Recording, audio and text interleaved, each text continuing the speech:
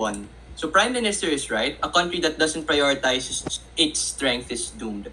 So by that logic, if the Philippines does not already do its best in ensuring that OFWs are kept sustainable, then our economy will probably explode, right? Obviously, this hasn't happened, and it's not likely to happen in the foreseeable future. So by the very same line of thought that government starts their case off with, is the exact same line of logic we on OP think will ensure that OFW and their remittances will continue to be sustainable. A lot of responses towards both government speakers. One, PM doesn't seem to understand that the call out he made works against his favor. Look, we're already heavily reliant on the international community for a lot of things. Side government understands this, so there's a very big hole that exists on their side. If we already don't have enough money to prop out all of the sustainable solutions that they posit, like agriculture, how then do we attain all of their particular benefits? It's the same question that Joseph gives in his POI as early as the Prime Minister. It will now be government whip after my speech, and they still don't have an answer. That's probably a red flag in their case. Government doesn't know the answer to this question because Joseph rightfully calls out the importance of remittances in giving money for people to utilize in order to bolster our GDP. So to be clear, by the metric of sustainability, which is what the motion says is the most important metric in this round, you are just far more able to keep your family afloat and our economy afloat when there is money coming in. Absent OFW, there won't, so Gov has very little thing to base their case off of. Two, government for real just can't say some random economic harms and blame it on OFW remittances, right? Pre-World War, the reason as to why the Philippines got wrecked was because of debt and cronyism. Does that have anything to do with OFW remittances? No, right? This debate isn't about why the Philippines is currently bad, but what we can do to save it. Remittances allow us to be able to hedge our bets and diversify risks. Third, the corruption we have in the Philippines on both sides is likely to persist. That is exactly why government case is outcome dependent on our state getting everything together. Their case is contingent on us being able to develop, being able to grow, being able to reform. On OP, we're saying we don't know, right? Government makes a lot of assumptions and speculations. They need a lot of things for them to be correct.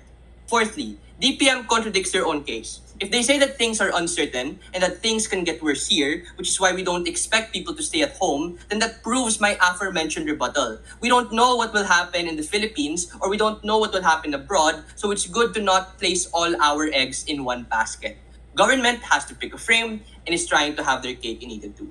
Lastly, for the reasons that government says that we do not have enough capital and opportunity, is exactly why absent OFW remittances, we'd probably have even more brain drain. If these people didn't go abroad and stayed here, then that's where they get more frustrated and angry at themselves, angry at the economy, and angry at the government. Extension idea.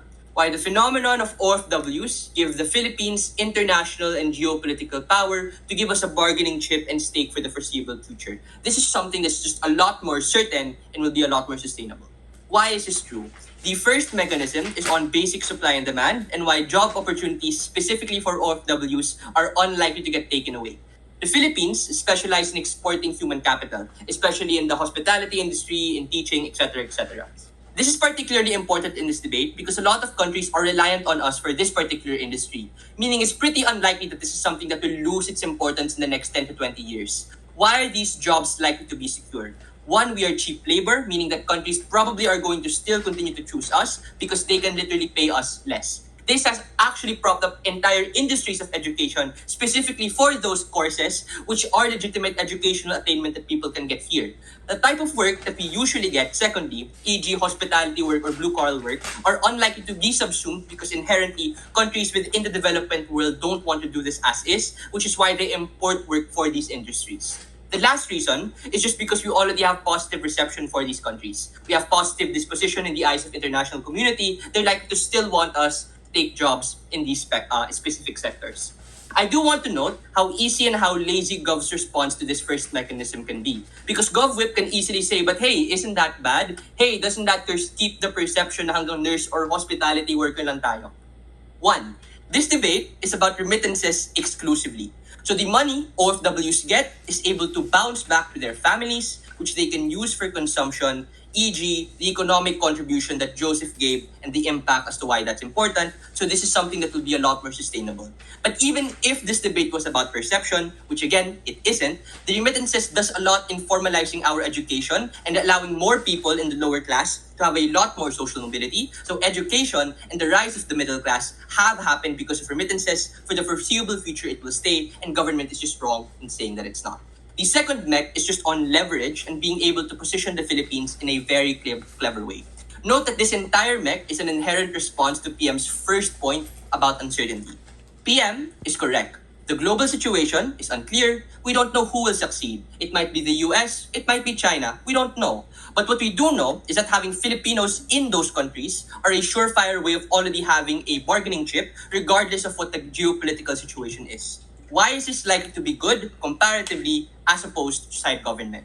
One, these people are important and they play an important role of contributing both to that country that they're in and to the Philippines. Two, these people are literal evidence that the Philippine government can use to attain diplomatic deals for each country. Note that the impact of this is massive because in the instance our economy does indeed implode or our currency does indeed fall down for some reason, the currency and money given by other countries is the best possible safety net for us. So to be clear on the weighing of this mech, we have told you that OFWs are a smart phenomenon that the Philippines has invested in and will continue to invest in because it allows us a lot of flexibility. What assurance do you get on Gov? They haven't given any reason, any analysis. I'm still unclear what sustainability looks like on their side. Why are we winning and why is it almost impossible for RIP to save Gov case? The main criteria and metric for this debate is sustainability.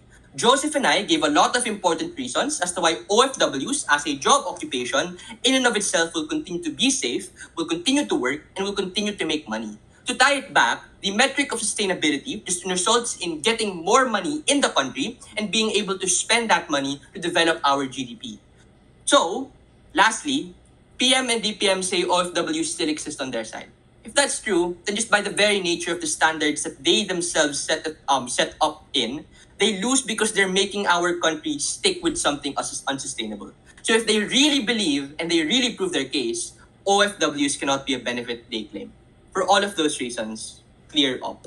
Thank you.